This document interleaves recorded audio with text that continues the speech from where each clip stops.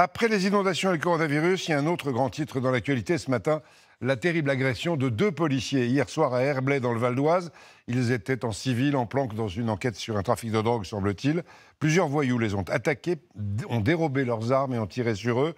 Violence inouïe, dénonce le maire d'Herblay dans le Val d'Oise, Florian Litzer, Benoît Cristal et Antoine Pocry.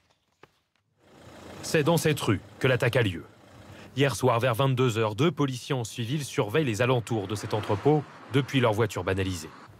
3 individus les repèrent et les attaquent. Ils les traînent hors de leur voiture et commencent à les rouer de coups.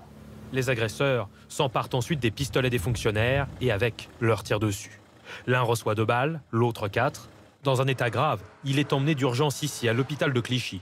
Son pronostic vital n'est plus engagé.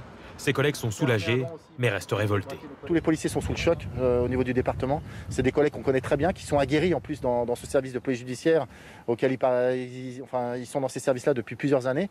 Et là, franchement, c'est l'incompréhension parce que partir comme ça en mission le soir pour une mission quelconque de police judiciaire et arriver ce qui est arrivé, là, on a vraiment dépassé le comble de l'horreur.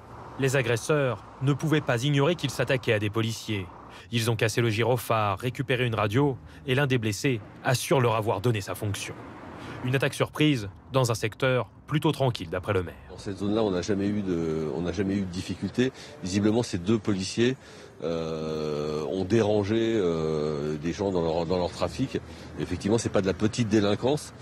C'est maintenant le temps de l'enquête. Les forces de l'ordre veulent retrouver au plus vite les agresseurs qui ont emporté les 2 pistolets arrachés aux policiers. Pour retrouver les assaillants, les enquêteurs s'appuient notamment sur les images de caméras de vidéosurveillance. Ils vérifient aussi quels téléphones ont borné dans le secteur au moment de l'attaque.